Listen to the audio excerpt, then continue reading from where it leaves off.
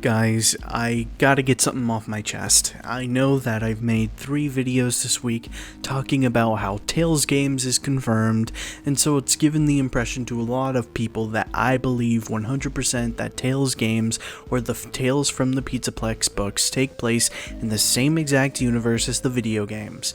And that's exactly what I said, so I can't blame anyone for believing that that's the way that I think it is. However, I have had a lot of people come into my comments be getting confused about, well, certain details like this don't particularly make sense, or certain details like this don't particularly make sense, and I've brought this up inside of comments. However, I feel like I need to actually discuss the topic with you guys so that way you're able to understand what exactly my opinions are on the Five Nights at Freddy's canon or continuity, whatever word you want to use for it, because a lot of people end up getting confused. To clear some things up, when it comes to something that's in continuity, I would figure that that's something that is specifically tied to an event that takes place within the game's timeline. That means Five Nights at Freddy's 1, obviously in continuity. Five Nights at Freddy's 2 is a direct sequel to the events of Five Nights at Freddy's 1, thus meaning that it must take place in continuity. Same with 3, 4, Sister Location, Five Nights at Freddy's 6, UCN, and going into Help Wanted, and Security Breach, and Ruin, and Help Wanted 2. All of these stories are connected. With that being said, I also think that with the release of the visual novels that were released not that long ago, I do believe that the week before saying that it is a prequel to the events of Five Nights at Freddy's 1 does mean that book takes place in continuity.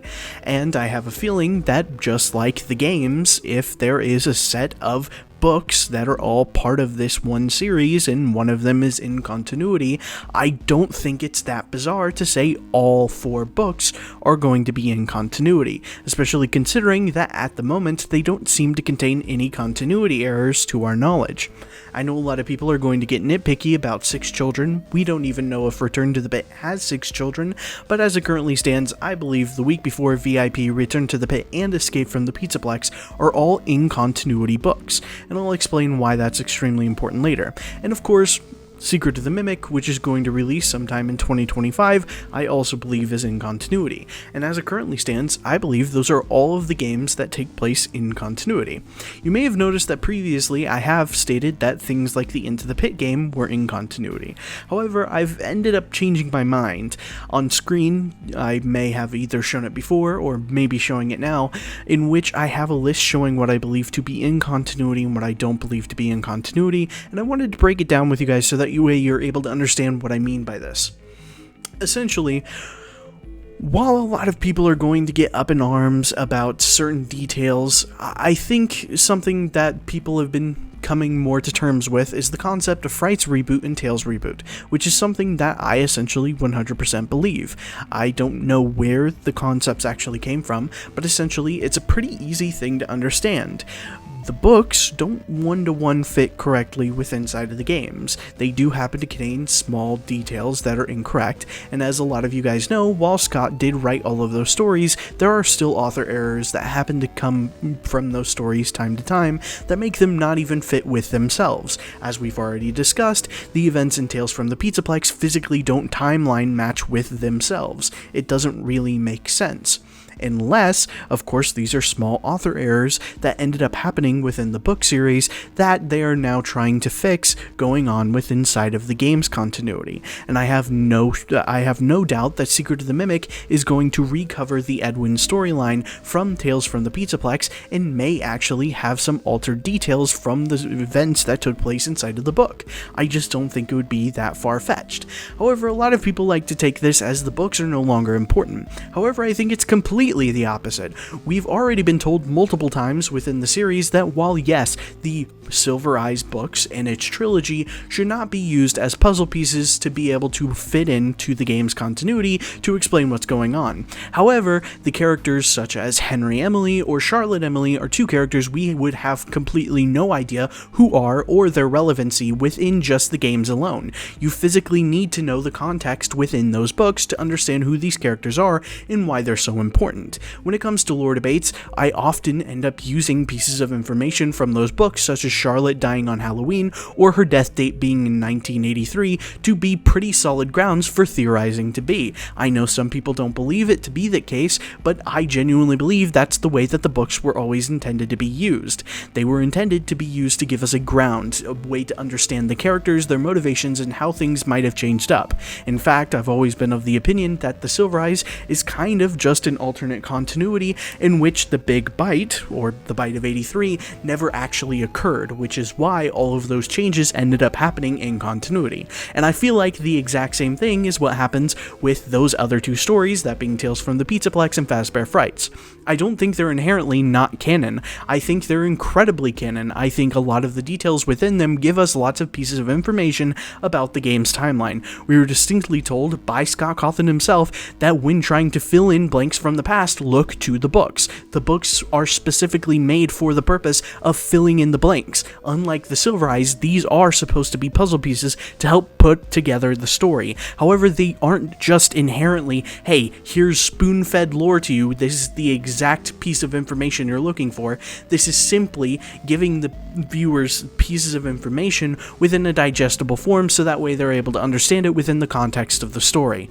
Yes, I 100% believe that Andrew exists within the game's timeline. I believe he's the one you should not have killed. Things like that I still do think apply. However, I don't think Hudson died inside of a oven during night 2. Do I think Hudson's the Fright Guard? Yes, I do, because that's a character we're given the context. I just don't think that the story itself is written in the way that it actually happened inside of the games, specifically because it needed to be for an entertaining book, not for an entertaining piece of lore to the games. When it comes to that stuff, we were also told this about the movie. A lot of people like to discount the movie for not being important to the Five Nights at Freddy's lore, but that's just inherently wrong. We were already told by Matt that that the movies are specifically to try and solve and give us answers to long-standing questions within the community. Of course, it's not a one-to-one version with the games. However, just like the Silver Eyes, just like those other novels, we are getting pieces of information to questions we've been asking for a very long time.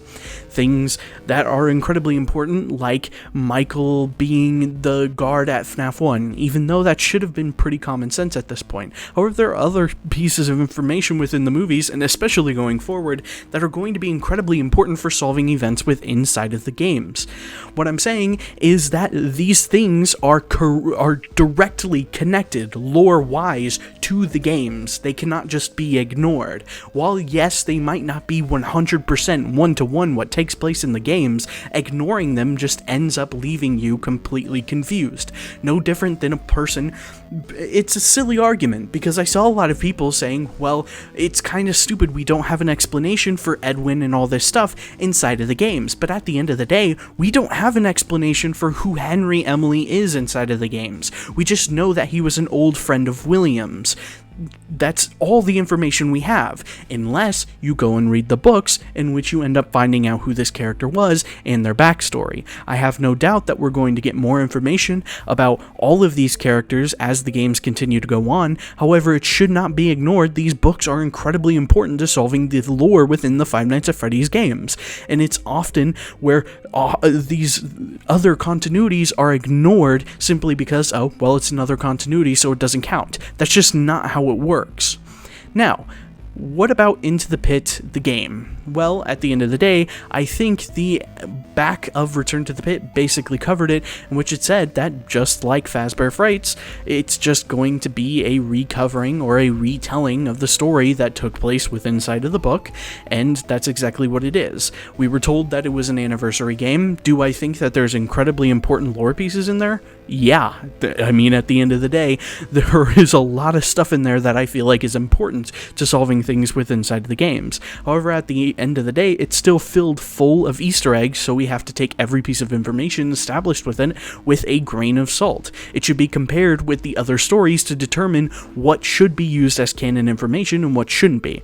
And it's sort of similar to the Five Nights at Freddy's novelization. At the end of the day, it's still a canon piece of information. However, it shouldn't really be used to try and fill in the blanks for the Five Nights at Freddy's movie, especially considering that things like Doug have already been debunked to no longer be canon. And then the last part of the timeline that I put on here is the Fazbear Fanverse. A lot of people end up getting confused because all of these pieces of information that I put on here are canon. Every single last one of them are considered canon by Scott's view. However, the Fazbear Fanverse is not connected to the game's timeline. That should be pretty simple. Scott even said that himself, that no, we are not inside of the games, in the fan games are not inside of the game's timeline. So don't get confused about that. However, I know a lot of you guys are then going to point towards the middle section, that being the tied to continuity. What does tied to continuity mean? Essentially, tied to continuity means that games that are more so, or not just games, but medias that are specifically contacting us, the player, from an outside perspective to give us piece of information about the games. FNAF World, we are told that we were created inside of this sanctuary world, that us, the player, are being controlled by Scott Cawthon to go through this story. That's not me making it up. Go replay the game. That is quite literally the game's story. We are playing as the player. It admits we are the player playing Scott Cawthon's game. And since Scott Cawthon isn't an in-canon character, then that means the game's not in canon. However, we're directly told within the interview, his original one, that FNAF World is tied to continuity. That being the fact that it actually goes on and has the whole Fredbear and clock ending, which is directly tied to the story that was going on at the time. So it is still an important piece of information that's established inside of this medium that people do need to consume. Same thing with the security logbook. I understand that, listen, I tried to fit it into continuity multiple times, it just doesn't fit neatly into continuity. It doesn't have a set time placement, and I know a lot of people will argue that there is a set time placement, but I've seen multiple arguments that go against that being the case. It just seems a lot more likely that the logbook is intended for us, the people inside of the real world, to be getting a glimpse into the Five Nights at Freddy's world. It's not intended to be a real security logbook that was used in continuity. It's supposed to be a representation, what Mike would have written, what's incredibly important for us to understand the lore, because at the end of the day, the fact that this is Bite Victim and Cassidy's first time interacting means this book should be from 1985, as I established inside of my video. However, that's not the case. There are multiple pieces of information that go against that being the case, and that's why I say it's tied to continuity, because it contains information like Cassidy's name and Dave's name, which are important to the game's continuity, that cannot be found out, despite the book not being an in-continuity book. And the same thing goes for Five Laps at Freddy's. I've seen a lot of people dismiss it, saying, oh, well, it's just a fun project, and he said he regretted making FNAF World canon, but at the end of the day, it's pretty obvious that Five Laps at Freddy's is still being used no different than FNAF World was originally used. I think discounting and ignoring piece of lore from this game is just incredibly irresponsible from a theorist perspective, because at the end of the day, it is still a Five Nights at Freddy's game. It contains locations like the sinkhole and important lore information, and I feel like if Scott didn't want those answers to be what's being told inside of that game, then Scott would have shut it down immediately. If he saw Midnight Motorist, one of the most important lore pieces within the FFPS game, being talked about and being given answers, don't you think he would have shut that down immediately if it wasn't going the direction that he wanted it to? Why is it that with the updated updates, we end up seeing now Edwin Murray is inside of the books? Or inside of the games? That kind of stuff is important. It shows intention. It shows that after watching us dig through the game and look for lore pieces, they added more. They know that's what we're going to do, and clearly, if they're not being stopped and they're adding more, then that means that these are important pieces of information that we need to understand for the in-continuity games. So again, I'll throw it on screen. That's what I believe in continuity. I believe both in Frights and Tales Reboot. I essentially believe that a book medium is intended to be a book medium and is supposed to be a standalone book, even though I think a lot of the stories, like the epilogues, are not capable of being understood, like certain details, without the use of the games.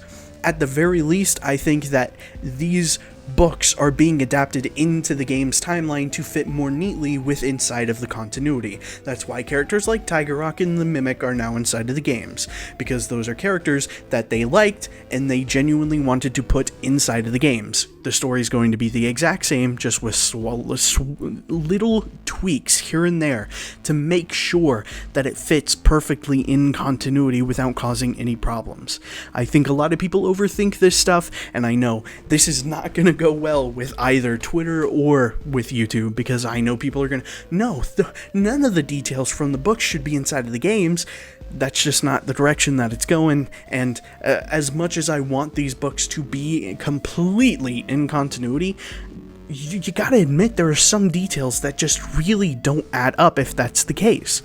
So, looking at everything on the board, I am 100% towards Frights Reboot and Tales Reboot. That essentially, these newer pieces of information, most notably Return to the Pit, which is inside of an official series that is connected to continuity, I think that's the definitive version of what takes place in the game's timeline. I know a lot of people think it's redundant, but I don't. I think that this is incredibly important for understanding where we stand within the continuity.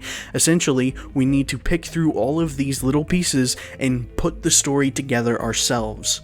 But that's just me. You can completely disagree if you want. Let me know what you think in the comments down below. I don't usually say this, but subscribe if you guys want to see more of stuff like this. But until next time, matane.